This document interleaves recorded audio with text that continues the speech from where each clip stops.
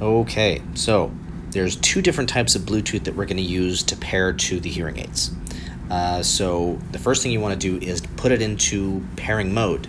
And to do that, you want to restart the hearing aids. The best way to do it is put them in the charger, and then when you're ready, take them out of the charger. And then when you take them out, it puts it into a pairing mode, and you'll see our UHC hearing aid or our Unitron hearing aid, our Phonak hearing aid. And then go ahead and select that. Because for the streaming function, we only need to pair one side. It's going to do all the heavy lifting. And then for the, and you'll see that our UHC hearing aid, we're connected now. So now we'll be good to go for streaming. And then for the app, we're going to use a low energy version of Bluetooth, which is going to be just for the app. So you want to put them back into pairing mode.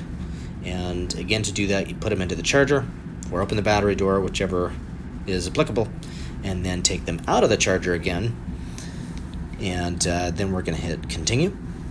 And then it's going to search for the hearing aids. And after a second of finding them, should pop up with, there we go. So there's the left one. LE stands for low energy. And then the right one, there's the right one. Hit select. Then it's going to ask to pair. Go ahead and hit pair.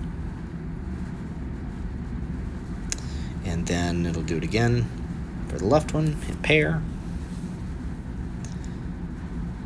There we go. Now it's read off all the information from the hearing aids, and now you can control the hearing aids with the app.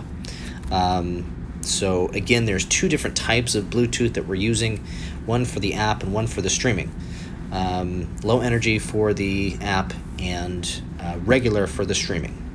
And again, the streaming function only needs to pair to one side, and so you'll see all three of them there. You're good.